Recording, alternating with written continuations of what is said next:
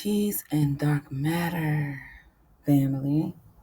Welcome to another excellent session of Dark Matters, a new perspective. We are bringing to you different articles, different events, current events that are in the news that are making us question different things that's happening around us, above us, below us, within us. And one of this story right here that I have, it kind of touches on the holiday season. We know that what they call Christmas is coming up, and a few of my friends asked me the history of Santa Claus, and I find it interesting, of course, that we've been celebrating Christmas for generations, and we seem to not understand the importance of origin and history and where things originate from and why we celebrate these things without knowledge and information about why. The why is so important this year. Coming 2024 will be the year of the why. I'm asking you why. I'm going to be on my why mode. So I hope you are too. Why is a very important question. And the question tonight is, why do we celebrate Christmas? Why do we celebrate specifically Santa Claus? Why do we tell our children that Santa will come down the chimney on Christmas Eve and bring them all these gifts and presents, and we are supposed to leave him cookies, and and that idea of leaving Santa cookies, oh my goodness. What does that sound like? What do we do to our altars, family?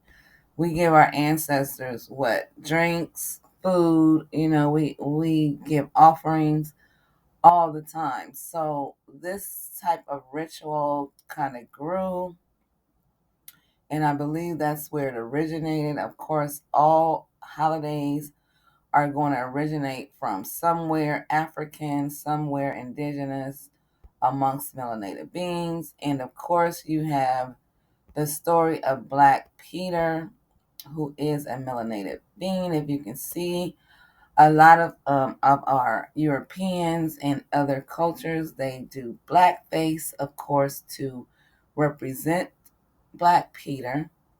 Okay, so let's read a little bit. And this is from July 2020. I was just doing some research and came across this article by Mac Carey. Um, and let's see what it's talking about, because remember, there's a lot of fluff around Santa. And what we're here to do is break down these articles that are sometimes misleading.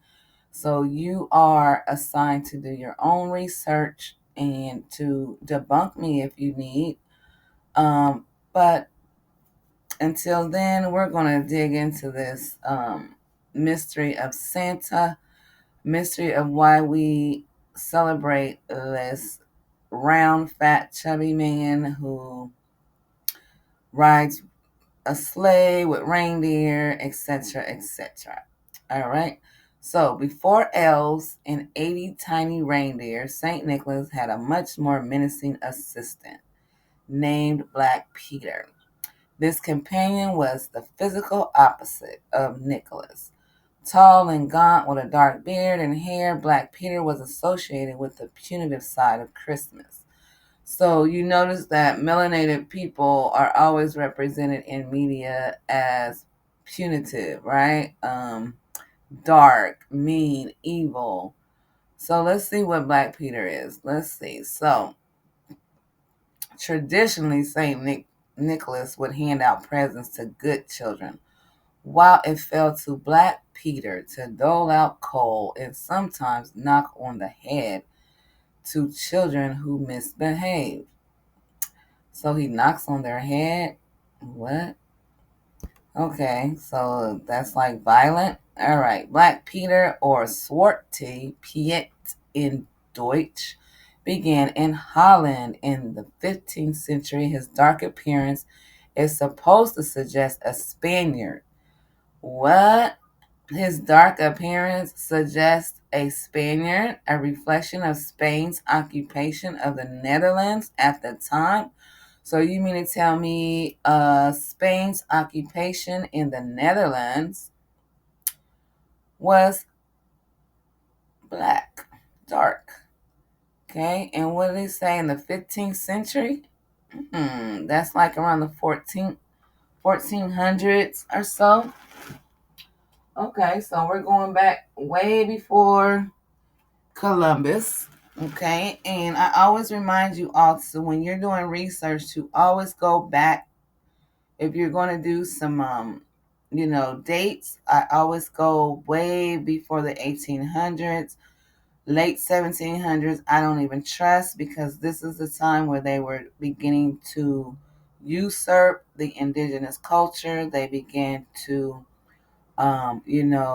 cover up, hide, and basically take over a culture and pretend that they were the actual Hebrews, Indian, indigenous to this continent of America.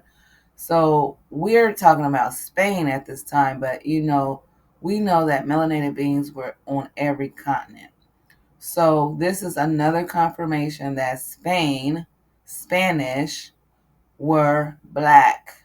Spanish, dark people. Spanish, that's why you see the Hispanics, the Latinos, the Mexicans, our brothers and sisters who have that melanated hue on them because their origin comes from us. Simple and plain, that's science. There's no ifs, ands, or buts about it.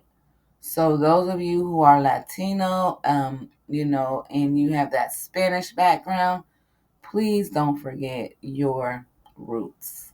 All right, let's keep going. All right, Black Peter was also associated with pirates. A common threat to naughty Dutch children was that he would take them to a pirate's hideout and beat them. Wow.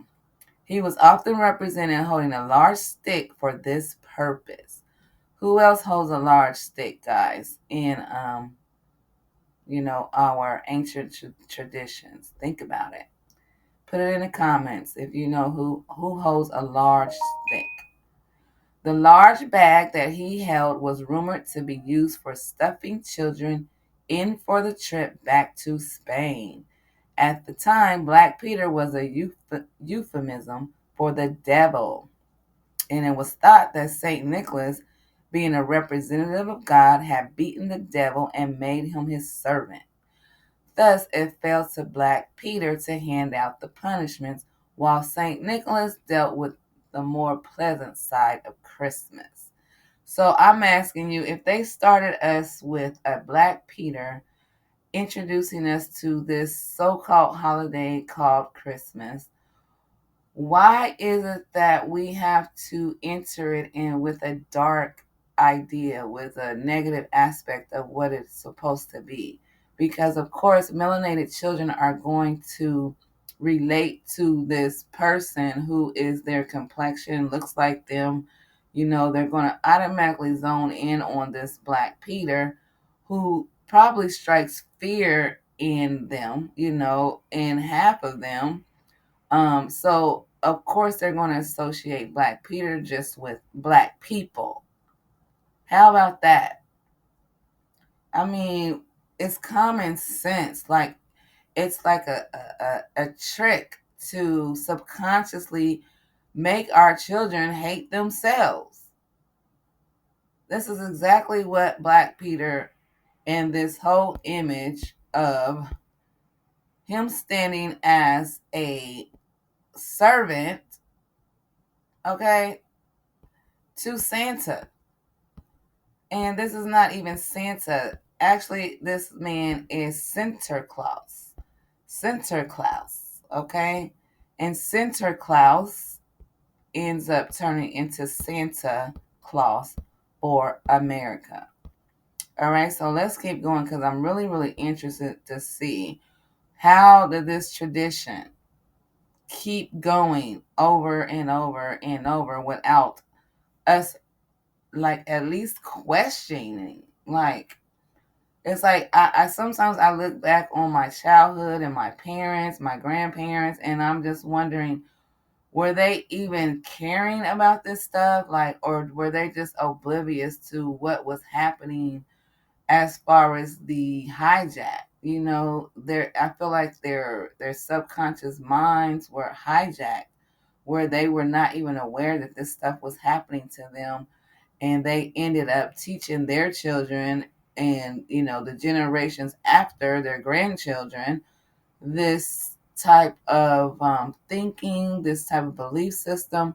We have to be enculturated into this society. So they were doing everything they could to fit in without calling themselves Indian. Okay? They were not allowed to admit that they were Indian. So of course they're going to say, "Oh yeah, I'm black. Oh yeah, I'm Negro. Oh yeah, I'm this, I'm that." Anything other than an Indian. My grandmother used to tell me all the time how she was chased home from clubs after performing, and white men would see her, and they would tell her, "Oh, I smell an Indian. I smell an Indian." And she would have to run home, you know, fearing for her life. So why do I hear so many people tell me that their grandparents were saying the exact same thing, that they were not allowed to call themselves Indians? All right, so I'm gonna get back to this article because I will go on a tangent about some, being indigenous to this land. I will debunk anybody that tries to tell me where I'm from. Okay, so while the Dutch St. Nicholas has always been represented in much the same way. Okay, let's see. And we're going to skip through some of these. Okay, of course, he has a white beard, blah, blah, blah, long robes. Black Peter has been depicted in many different ways. Originally a stereotypical Spaniard and pirate guard due to the political situation in Holland at the time, his later incarnations will also reflect popular politics. So in the 19th century, at the height of imperialism, there we go, imperialism. All right. So the 19th century came with a bunch of imperialistic attitudes and people who were just dead set on taking over what was already here in America, what was already established within the African diaspora. Okay. So at the height of imperialism, he was alternately portrayed as an Indian and an African in traditional dress. So if we are not Indians, here we go once more. Proof. Why would they portray Black Pete as an Indian or an African? Come on now. So without me even looking, here we have again another example of writers, you know, considering Black people Indian, so-called Black people. But if Indians are not melanated, deeply rich, indigenous to America, they're not copper colored, melanated individuals, why on earth would this article even suggest that Black Peter was alternately portrayed as an Indian? Ha, I love it.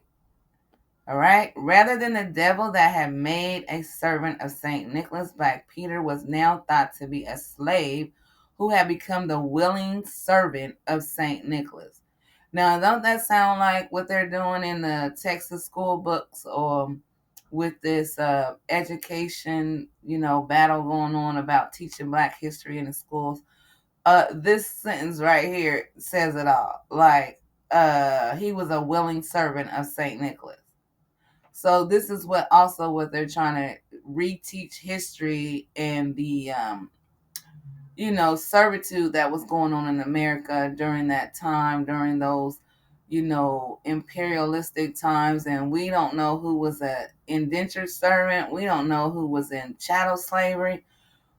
All I know is we're not volunteering to be a servant for anyone, and especially beating children over the head and, you know, all this cruel things that they are portraying Black Peter to be. And mind you, this is the origin of the elves. This is why elves are green. Remember, every time they want to portray Black people without portraying Black people, what do? They change our color in cartoons, on movies. Either it's going to be green or purple. Take your pick. Green or purple, which represents the melanin. Remember, melanin was once green. We were green, okay? A greenish, purplish because of the tone that we are originally supposed to come out like green as chlorophyll, green as the plants on the earth. But we are faded, this is why we are copper brown. What happens to, iron when it starts to, deteriorate and, you know, degrade? It turns like green. Okay. Same with melanin. Okay. So I need you guys to dip back into your melanin, notebooks and just these type of articles when you're reading things like this and you see how they're comparing Black Peter to the devil, that they're portraying him as this evil person, and then they kind of switched it because of probably people started to catch on, and so now you have your little green elves that help Santa and Mrs. Claus in the North Pole. Okay, so just never forget that those elves they're Black Peter. Okay, they're not all loving and kind and, happy and nice. They're evil, apparently. So was Black Peter Saint Nicholas's willing servant? What do you guys think? Okay, because many of illustrations took on racist symbolism, often showing Black Peter in shackles and tattered garments. Peter's job was to remove the hay and carrots from the shoes that had been left by children underneath their chimneys, and to drop candy and gifts in their place. If the children had been bad, Peter wouldn't remove the hay and would leave a rod in place of a gift. Okay, so in parts of Central Europe, like Austria, Germany, Switzerland, the character Black Peter was more like a monster with horns, long hair, and a red tongue. He is known by a variety of names: Cloudball, Krampus. That's familiar, Krampus, right? I think that's a movie or something. Grampus, Bartel, Saint Nicholas sent naughty children to him to be beaten. So St. Nicholas wasn't doing the beating. He was just kind of passive. It's kind of like good cop, bad cop. You know what I mean? And they definitely made that melanated character definitely evil. And we're supposed to be happy about this. Like, we're supposed to be happy about this type of representation of our race. So let's keep going. Nowadays, there is still not one universal image of Black Peter, but he has lost his large stick and is usually dressed in a Renaissance page style costume, short pants, stockings, a large feather. He has not lost his connection to Africa. What? He has not lost his connection to Africa. So he was connected to Africa. He is still always portrayed by a person in blackface and often wears gold earrings. How stereotypical. Okay, the character gained popularity in the 20th century. So, 20th century, that's like 1900. St. Nicholas and Black Peter's annual arrival in Holland became more elaborate. So World War II, we know how evil World War II was. It was thought that the tradition would be suspended until Canadian soldiers offered some of their tanks to use for the purpose. So Canada, you kind of revived it, okay? Because I think World War II, they were probably thinking about suspending something. I don't know what that's about. You probably have to dig more about that. But Canada revived it, their soldiers, and it didn't seem to make sense to have more than one St. Nicholas, of course. You can't have more than one slave master, but you can have a bunch of slaves. So, one of the tanks rode St. Nicholas and one Black Peter, while multiple Black Peters rode on other tanks. Okay? Um, They handed out candy to children by the roadside. The practice of more than one Black Peter stuck and has continued since then. Today, the negative associations have left Black Peter and has become more of an elf-like figure, an assistant to an overloaded St. Nicholas who helps to hand out gifts every December the 5th. So they actually celebrated this on December 5th. And, once it got to America, of course, we do it 25th, but original date the 5th. The Dutch continue to stage elaborate rivals of Santa Claus and Black Peter. In the weeks before the feast, Santa and Black Peter arrive by boat, supposedly from Spain. Okay, and are greeted by ever-increasing crowds and excited children. Okay, so what do you guys think about this article? I think it's very interesting. If you did not know about the legend of Black Peter, now you know. And this is crazy. And this is actually somebody in blackface. Okay?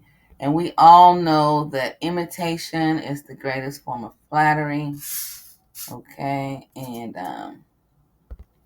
now this one real quick, guys. Here's the Santa Claus name that I want versus Santa Claus.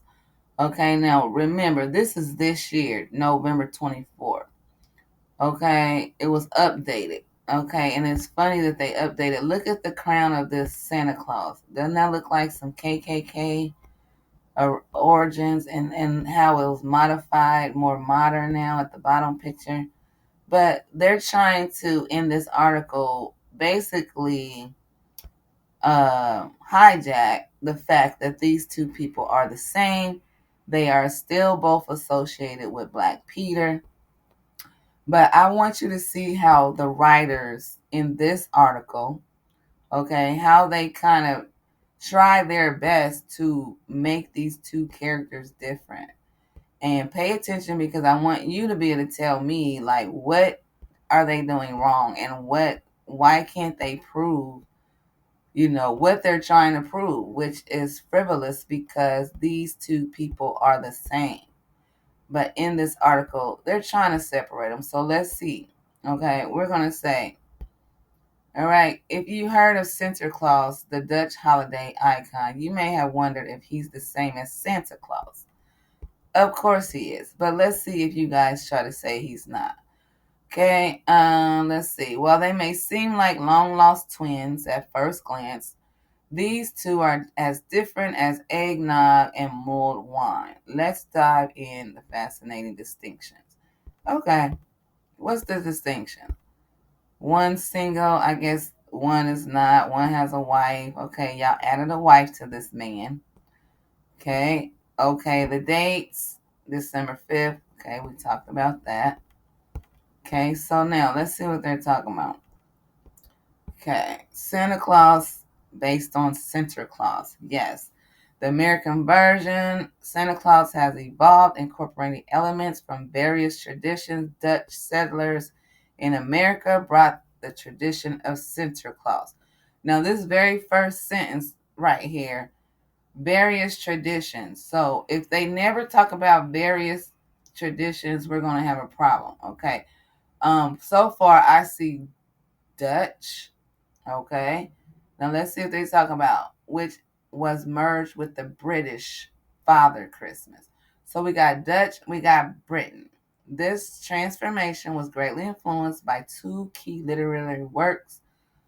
Um, Washington Irving's portrayal of Santa Claus in Knickerbocker Tales, and Clement Moore's depiction of Santa Claus in A Visit from St. Nicholas. Okay, so in America, Santa Claus is known by other names: Kris Kringle, Chris Kindle, the traditional Christmas gift bringer in Germany, Austria, and Switzerland. Okay, we're still not in America yet. Okay, but those were different, various traditions. Okay, we got Germany, Austria, Switzerland. Okay, while they both bring joy and gifts to children, Santa Claus and Santa Claus are legendary figures with distinct identities that set them apart in more ways than one. Okay, from their modes of transportation to their choice of helpers. Okay, one rides a horse, one rides a sleigh. Okay, y'all switched up the car. The helpers, you just added more helpers. Okay, all right. So they're saying they have unique styles.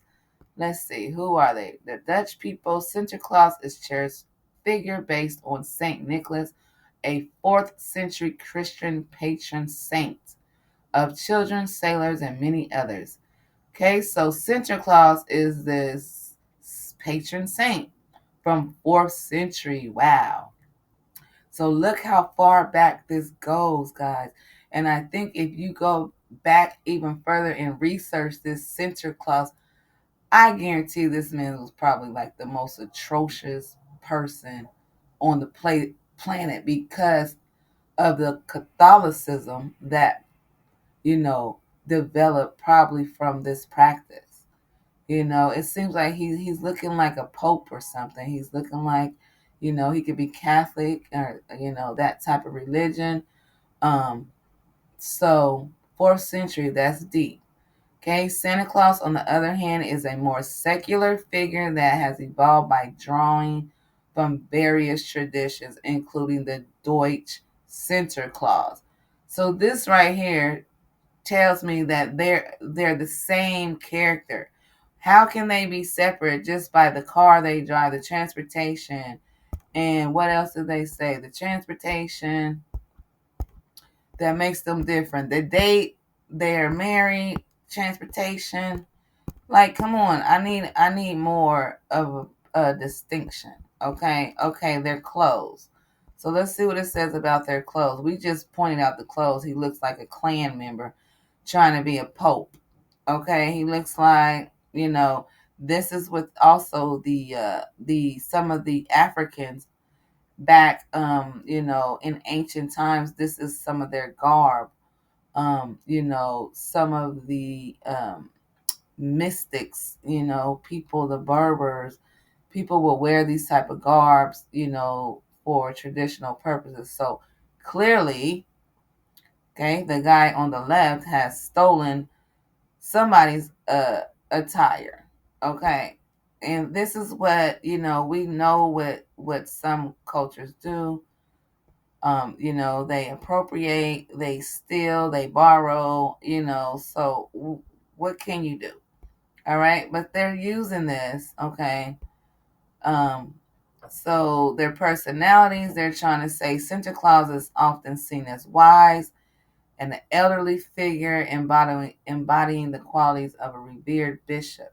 His demeanor is calm, authority. He's often depicted as thoughtful and dignified. So Santa Claus, on the other hand, is jolly, exuberant, embodying the spirit of festive cheer. I'm trying to see the difference. Okay, one is calm, one is festive. His hearty laugh and twinkly eyes.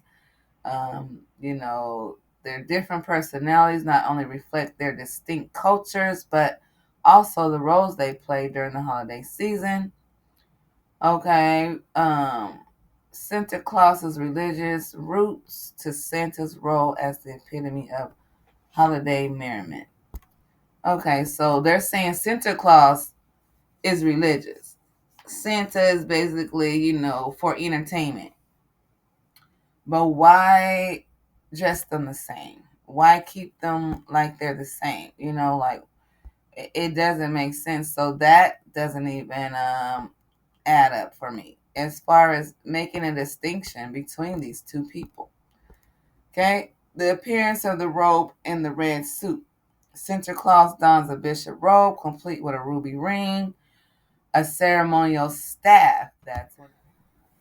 So the staff, okay, it is signifying his religious and authoritative stature. He maintains a slim figure, perhaps due to dining on a Mediterranean diet. Okay, blah blah blah. All right, so we see the difference in the dress. We discussed this, okay? No, never entirely shedding his holiday weight due to Mrs. Claus's talent in the kitchen. Okay, cookies left by American children. He dresses for comfort. Okay, so he's dressing for comfort. We know how he looks. He's comfy, blah blah blah. Now look at this picture. Like, I don't know. What you think? Okay, he's comfortable.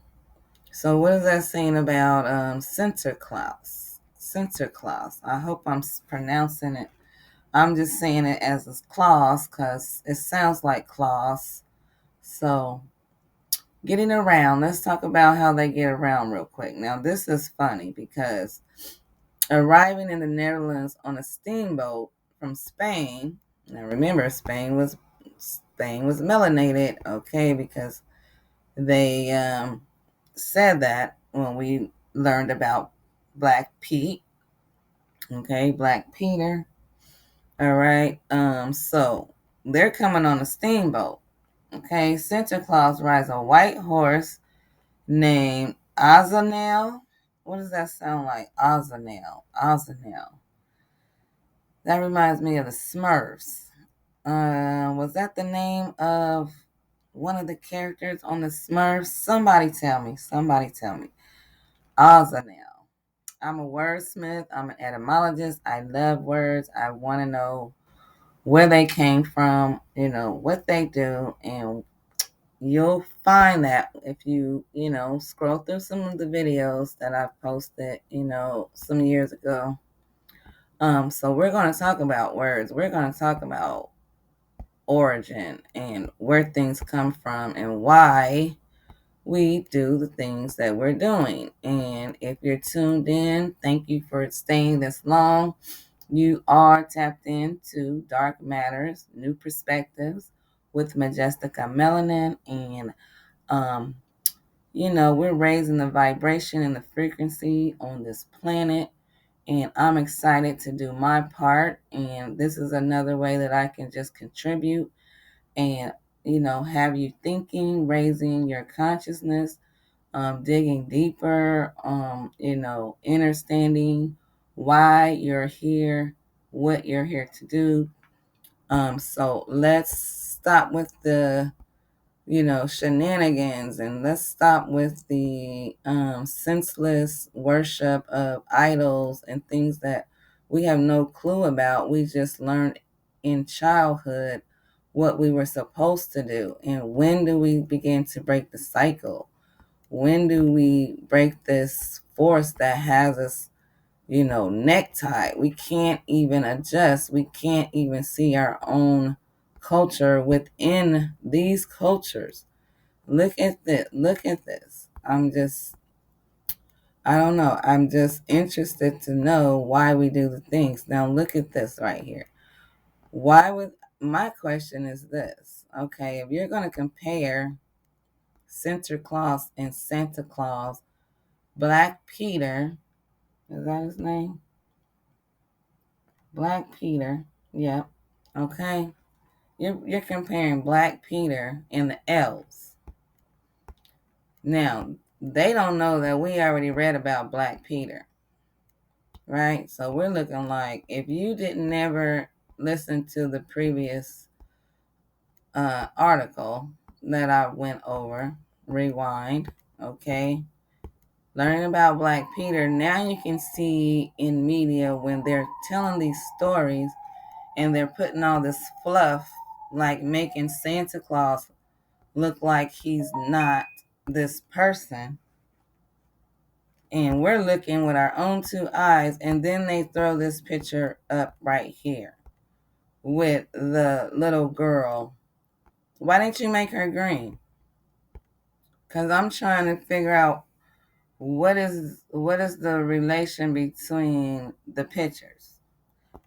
So you're trying to, romanticize basically American, just kind of like making it all fluff and love and whatever. And it may very well be, it grew over time. How you celebrate holidays, that's your prerogative.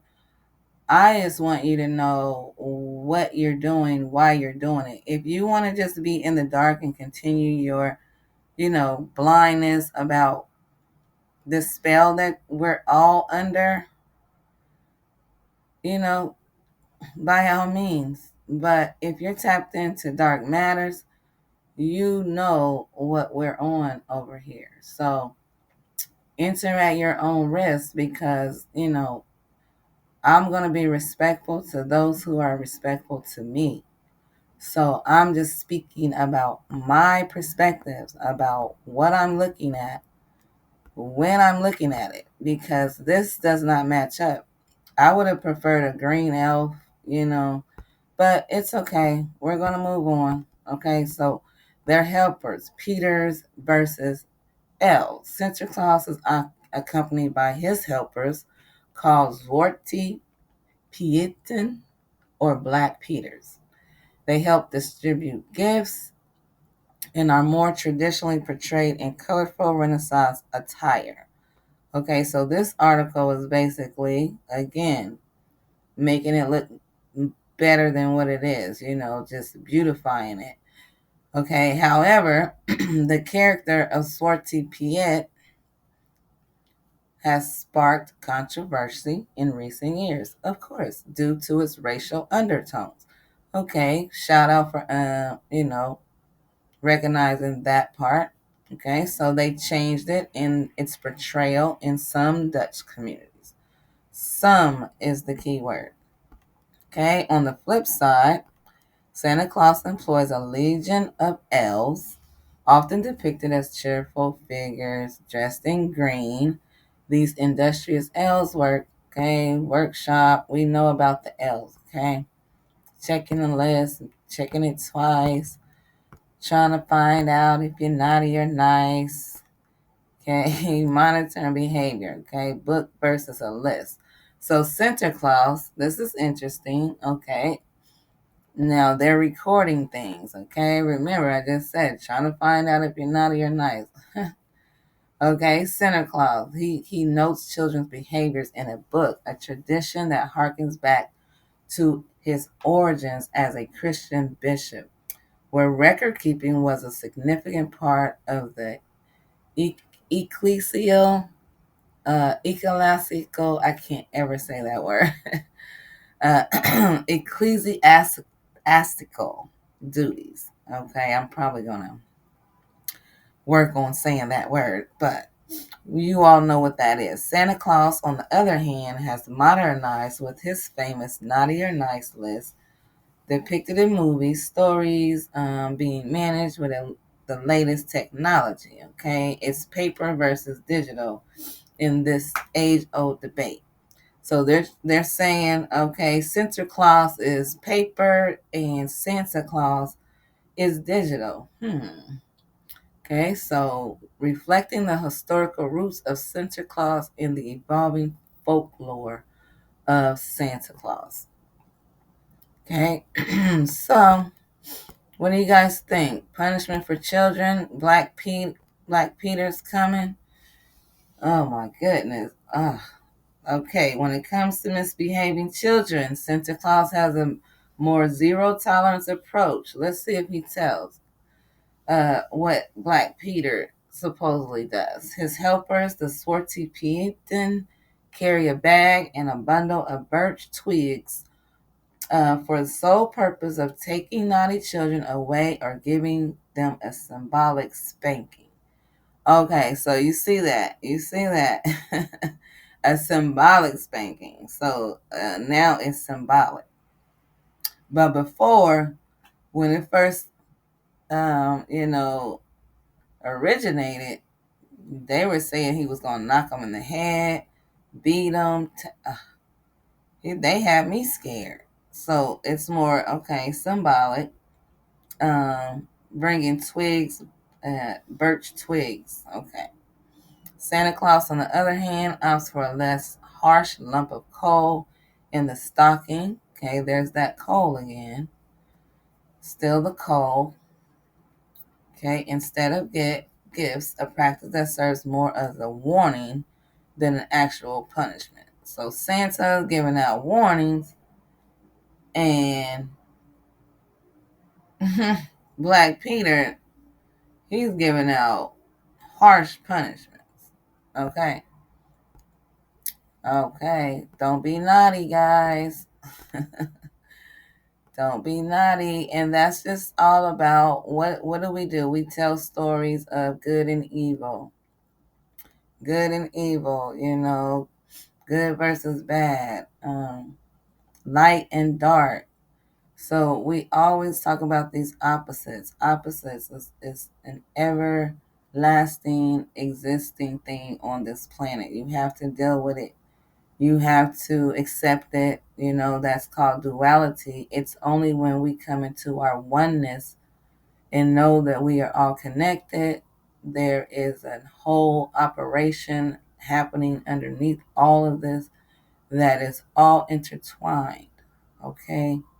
Um, some call it the Mycelian network.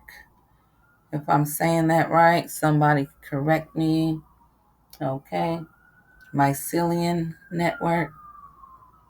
This is where you go when you know that you are one with it all. Okay. But as humans, we have this perception of duality and opposites. And yes, we wouldn't know one without the other. You would not know good without bad things. You would not know sadness without laughter. Okay. Up without down. Like, think about all the opposites around you. And how do you know that that's what they are? North, south, east, west. Okay. So, same concept, same principle of this Santa, naughty and nice, going to hell or going to heaven.